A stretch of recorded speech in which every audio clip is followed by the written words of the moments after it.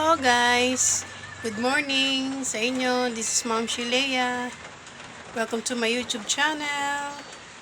So ngayon, for today's vlog ay namili ako sa talipapa sa aming pang-ulam ngayon.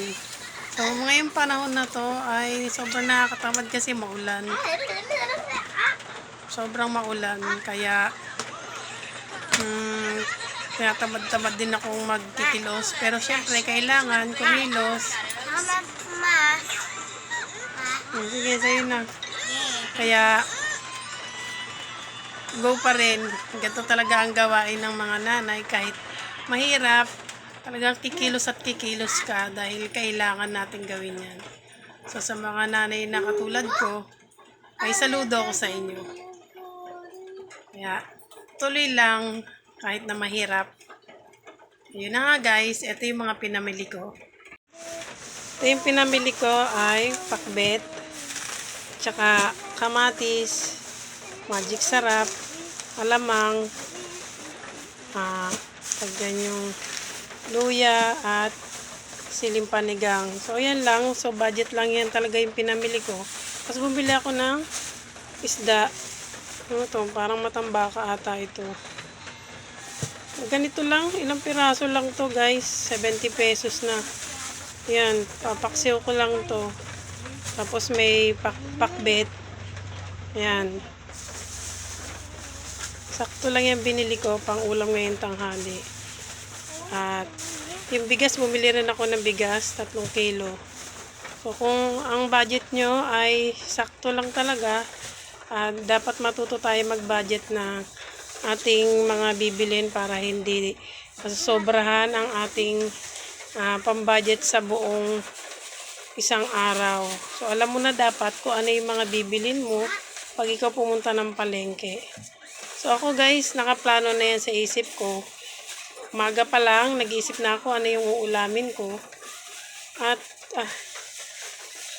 yun lang talaga yung bibilin ko, hindi ako nabili ng mga excess. Kasi nga guys, mahirap kasi pag sobra-sobra yung pera na dala mo, kung ano-ano lang yung makikita mo na mga bibilhin mo. Kaya, dinadala ko lang talaga yung sakto lang, budget lang sa pambili ng ulam. Yun. Kasi alam mo naman ang bilihin ngayon, napakamahal. So, dapat wise ka at marunong ka talagang bumili, tumawad kung kinakailangan para mabudget mo yung pera mo. Dahil alam mo naman yung panahon ngayon, yung sinasahod natin, halos kulang talaga sa buong isang araw na budget natin.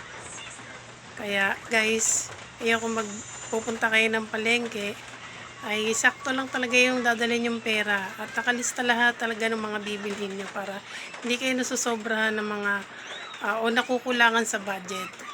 Dahil kung ano na yung nakikita mo, nabibili mo. Yun lang guys, tips ko lang yun sa inyo. Mamaya na lang po ulit guys. Mamaya.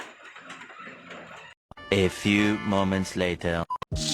Yun guys. Nagluluto ako ng pritong isda. At ngayon naman, luto ako ng pakbet. Ayan guys, yung mga rekado.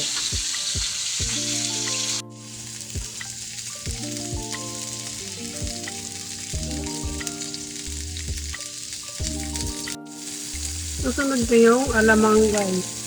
Alamang.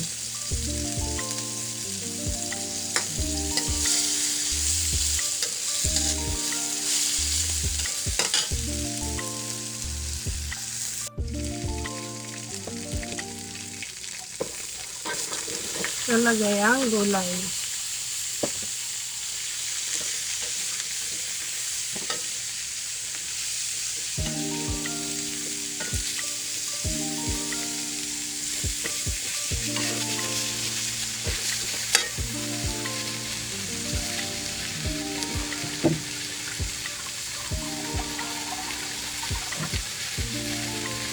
Lagyan tayo ng konting water. At haluin.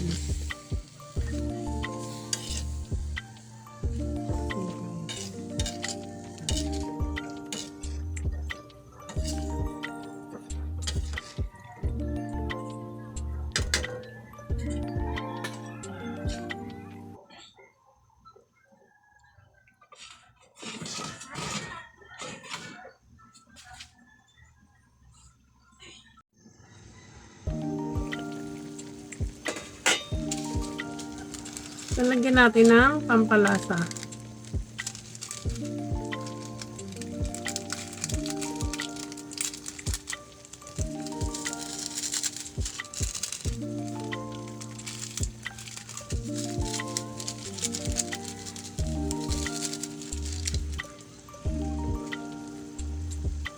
Ano ba yun?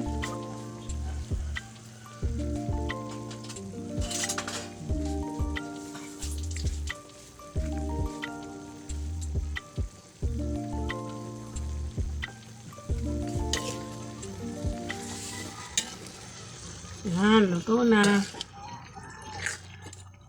Ready na for lunch. Mga mamshi, luto na ang aming pananghalian. Sarap.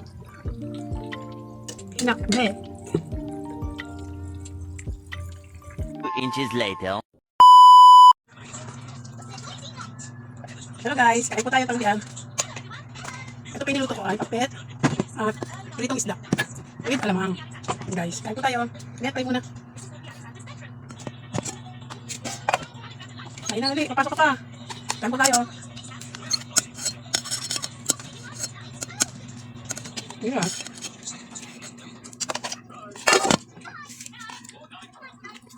Night. Sabi ni Georgie, night. May pakbet ko lang. Sarap.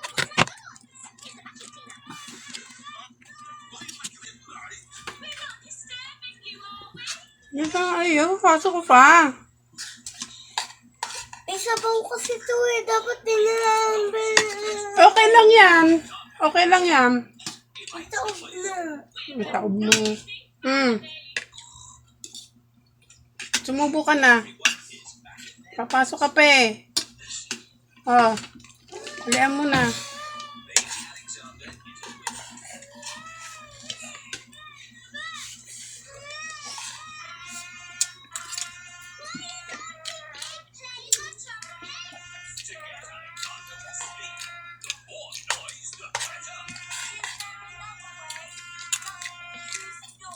Kapi alamang rin.